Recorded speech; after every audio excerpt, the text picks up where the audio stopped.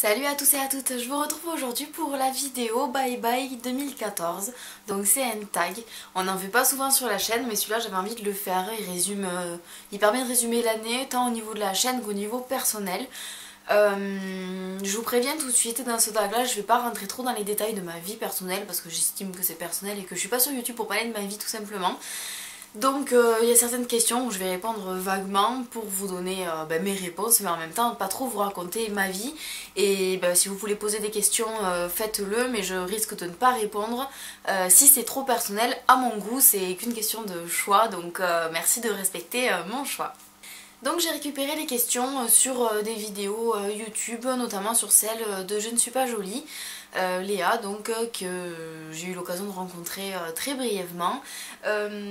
Oui, j'ai regardé sa vidéo, je l'ai trouvée super sympa, donc je me suis dit que j'allais reprendre ses questions. J'en ai rajouté une et une que je vais pas vraiment répondre comme elle, mais voilà, je me suis inspirée de sa vidéo en particulier. Je commence avec la première question. Qu'est-ce qui a le plus changé dans ta vie cette année ? Alors là c'est personnel du coup parce qu'il n'y a rien au niveau de YouTube qui a réellement changé.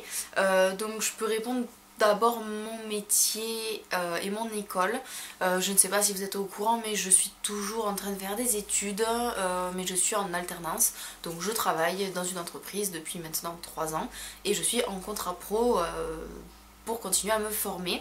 Donc jusqu'à présent je suivais un parcours ressources humaines.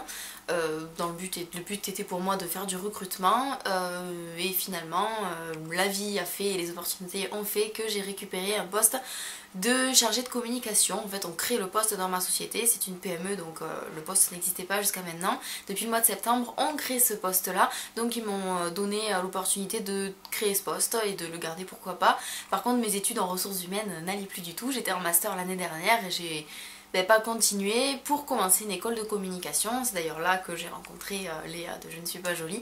On s'est retrouvés dans la même école, en fait dans la même classe. Je vais pas rentrer dans le détail, je suis pas une école, je suis pas une formation précise. Je prends des cours un petit peu là où ça m'intéresse dans plusieurs classes. Donc de la première année, donc c'est les filles qui sortent du bac, jusqu'à l'année de master. Je vais un petit peu dans tous les cours vu que j'ai un niveau master déjà ailleurs, je peux me permettre d'aller dans n'importe quelle classe et je suis un programme de formation adapté aux besoins de mon entreprise, donc c'est un petit peu particulier. C'est comme ça, donc je suis dans une école de communication et je commence un nouveau poste de communication. Je laisse tomber tout ce qui est recrutement, chasse de tête et master RH, là où j'étais l'année dernière. Donc ça c'est un très gros changement, c'est carrément pas le même secteur d'activité, c'est pas la même mentalité. C'est pas la même approche des choses, ça change énormément de choses et voilà, nouveau challenge pour cette année, sachant que je suis en CDD et que pour pouvoir pérenniser mon poste, il faut que je réussisse cette année. Autre chose qui a changé cette année, surtout en fin d'année et qui est encore un peu plus personnelle, c'est ma vie privée tout simplement. Je ne vis plus chez mes parents, donc là je filme toujours au même endroit chez mes parents, dans ma chambre chez mes parents, mais je suis en appartement maintenant avec mon copain, donc ça c'est un très gros changement vu que c'est la première fois de ma vie que j'habite avec quelqu'un. J'ai déjà eu un appartement toute seule mais c'était toute seule et c'était il y a un moment. Là voilà, on s'installe ensemble, je change de ville aussi. Et du coup, d'ici peu le cadre de film va changer parce que je vais bientôt récupérer toutes les affaires pour filmer ailleurs. Pour l'instant je reviens le week-end pour filmer chez mes parents pour pas que ça vous change trop et que moi j'ai pas tout mon bazar à déplacer. Mais ça va pas tarder à changer, donc ça c'est un gros changement, le fait de vivre à deux, d'avoir son appartement, son indépendance. Enfin ça me manquait, c'était cruel besoin pour moi de m'émanciper, j'en pouvais plus de chez mes parents même si je les adore, c'était plus possible, donc ça c'est un très gros changement cette année aussi. Question numéro 2, quel est le produit de maquillage que tu as le plus utilisé cette année? Donc je vais vous donner 2 produits de maquillage et un accessoire. Je ne les ai pas là parce que j'avais pas tellement anticipé en fait de répondre à cette question et j'ai pas pensé à les prendre tout simplement, j'ai pas beaucoup de tête. Mais je vous mettrai des photos par ici ou partout, ou de toute façon je pense que ce sont des produits que vous connaissez donc peut-être pas besoin même de les mettre en photo. Premier produit que j'ai utilisé toute l'année et même je crois depuis 2013 je l'utilise, mais bon en tout cas c'est clair que j'ai utilisé ce produit toute l'année. C'est la Bio Oil, donc tout le monde je pense connaît la Bio Oil, au pire je vous mettrai une image comme je vous ai dit.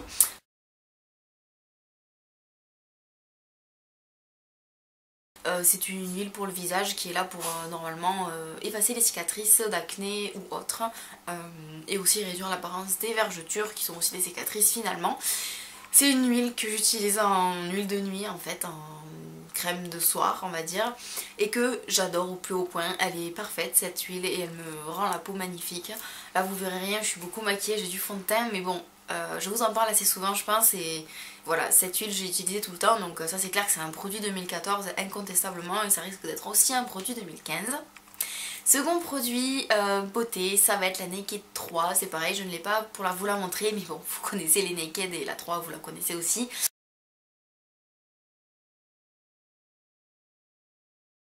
Je l'ai eu tout simplement à Noël, mais l'année dernière, et du coup depuis décembre 2013 et toute l'année 2014 j'ai utilisé cette palette pratiquement tous les jours.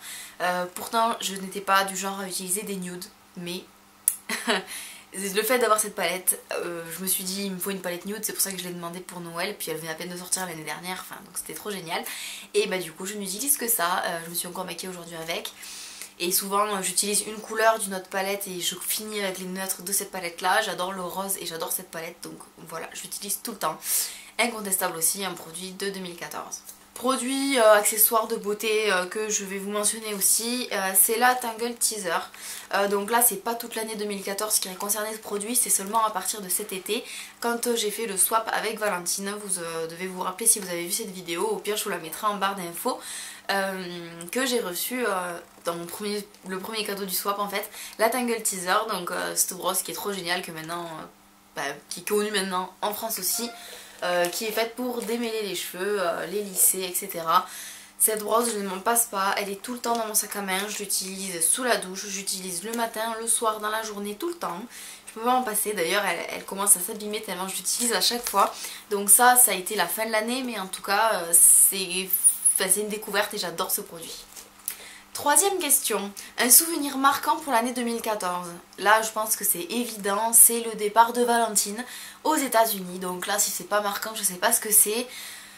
Le fait qu'elle décide de partir, le fait qu'elle parte effectivement, c'était très difficile à gérer au début quand elle m'a dit qu'elle allait partir. Moi j'étais déjà triste quand même de savoir que c'était validé. Ça a été un gros changement pour sa vie à elle, un gros changement pour ma vie à moi, parce que concrètement je la voyais peut-être 2 ou 3 fois par semaine et je lui parlais tous les jours, donc pour moi ça allait être difficile de garder contact.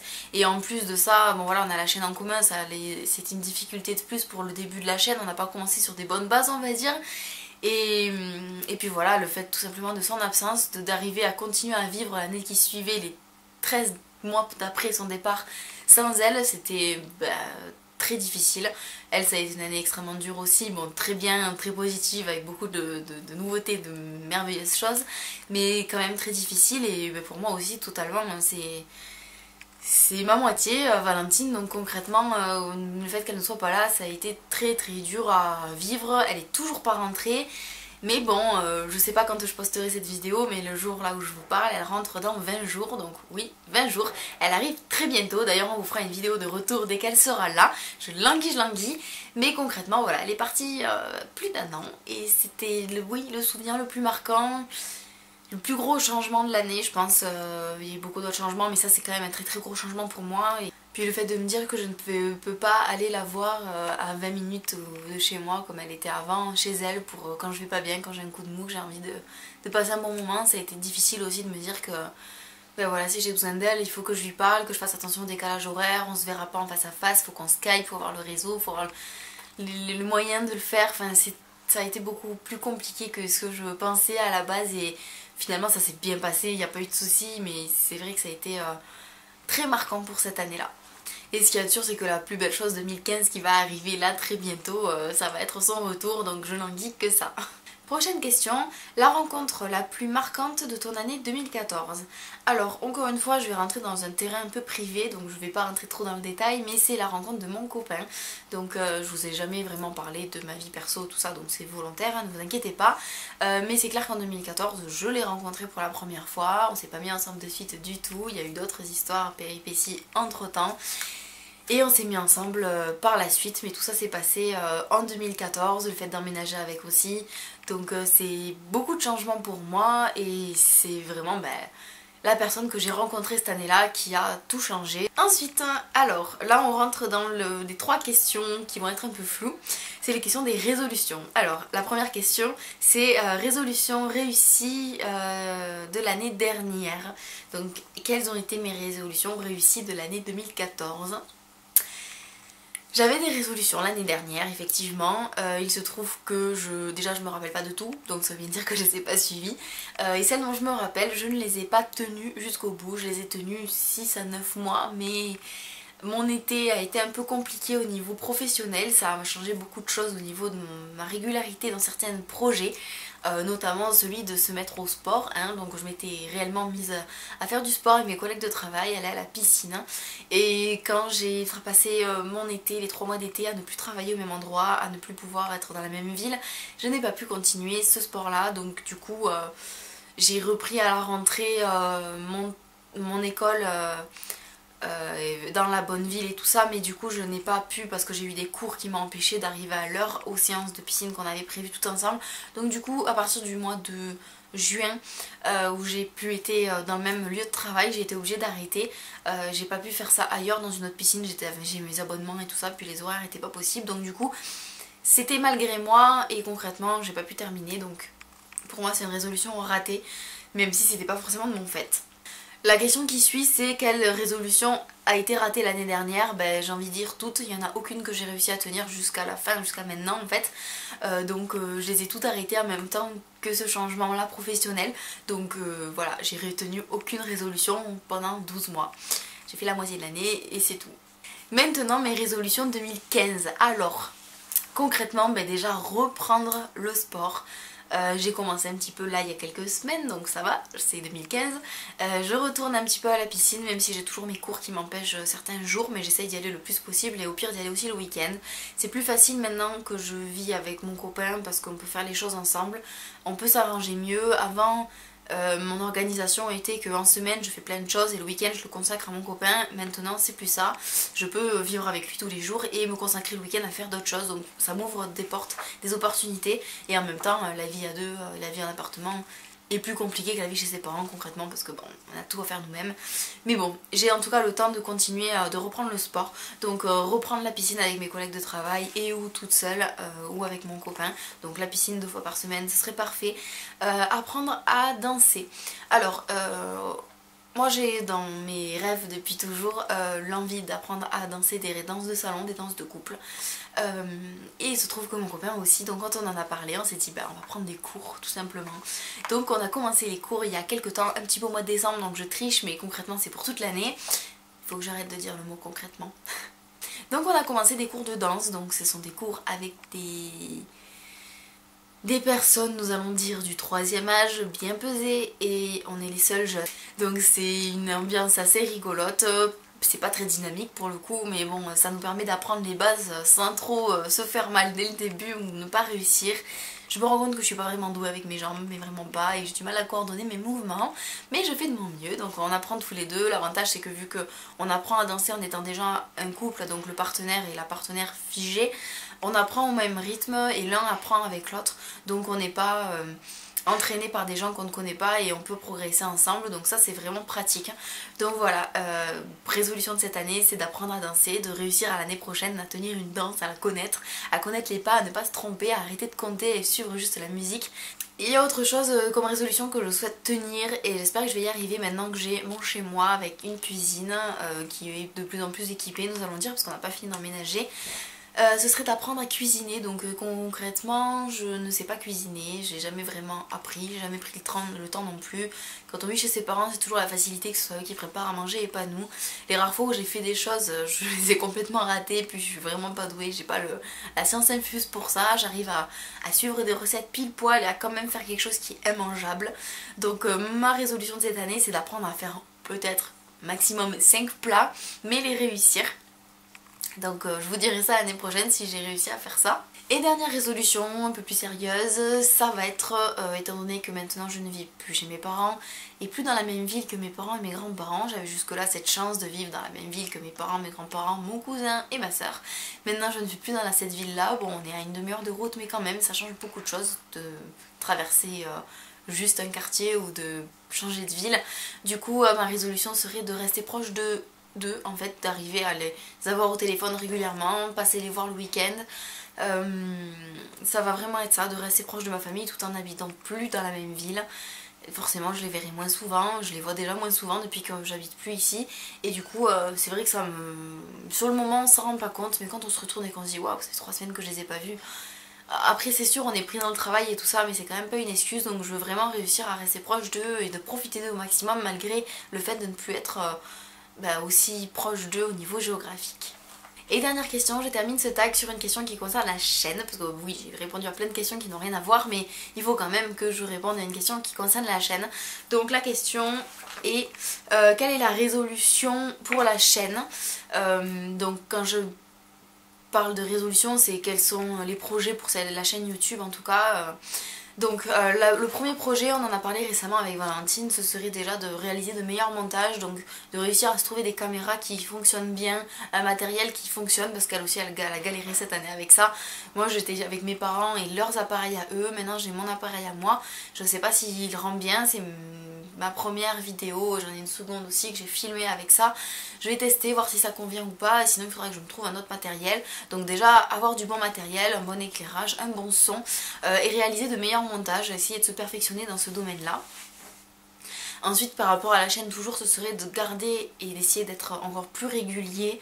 Donc on va essayer de se fixer un jour de publication pour faire réellement 1 à 2 vidéos par semaine et rester régulière dans ce... Comme ça on a eu beaucoup de mal aussi par rapport à Valentine qui n'était pas là. Moi j'essaye de fixer des vidéos, d'en faire beaucoup d'avance aussi, du coup c'est embêtant par rapport à la cohérence des vidéos. Des fois je filme et je les publie 1 mois et demi après, ça fait beaucoup, donc il faut vraiment qu'on arrive à se coordonner à ce niveau là. Et elle également, elle a eu beaucoup de mal cette année vu qu'elle partait souvent en voyage avec les décalages horaires et tout ça, puis elle travaillait énormément aussi, donc ça a toujours été très difficile. Et on va vraiment essayer cette année de se faire un programme fixe pour vous permettre vous de mieux pouvoir nous suivre avec des vidéos régulières et vous n'ayez pas l'impression des fois de ne pas nous voir pendant un moment, pendant que d'autres youtubeuses publient beaucoup et nous pas. Donc voilà, on va essayer d'être plus régulière au niveau de la publication des vidéos. Dernière chose par rapport à la chaîne, ça va être d'agrémenter beaucoup plus notre compte Instagram. Donc vous le connaissez certainement pas parce qu'on a je crois une 30aine de personnes qui nous suivent, donc vraiment pas beaucoup par rapport aux personnes qui nous regardent. On ne veut pas du tout vous obliger à suivre le compte Instagram, vous faites absolument ce que vous voulez, mais c'est vrai qu'on publie d'autres choses. Des fois on va parler de choses sur YouTube et vous ne saurez pas d'où ça sort parce que ça a d'abord été sur Instagram, et inversement. Il y a beaucoup de produits, je fais très peu de haul vidéo parce que la plupart des produits que j'achète, je les achète pas en masse, donc je fais pas une vidéo pour 2 ou 3 produits. Par contre je vous fais des insta haul et je vous explique ce que c'est. Donc c'est un peu intéressant je pense pour vous de nous suivre sur Instagram. On va vous parler de nos tenues du jour, de nos vernis, de tout ce qu'on ne fait pas par vidéo, on va le faire par Instagram finalement. Donc ça peut être intéressant pour vous. Je vous remettrai le nom de notre chaîne, de notre compte Instagram, et ainsi en barre d'infos aussi. Donc n'hésitez pas à aller nous voir, à nous suivre aussi, ça nous fera très très plaisir. Et donc je reviens sur la résolution parce que là je m'éparpille un peu sur le compte. Ce serait tout simplement de réussir à le remplir un peu plus, de vous faire plus de publications. On essaye d'en faire 1 par semaine, voire 2 par semaine aussi, autant que les vidéos, pour avoir la même régularité et le même nom, en fait, la même fréquence aussi. Donc ça on va essayer de s'y tenir cette année pour que la chaîne soit de mieux en mieux pour vous, la plus agréable possible.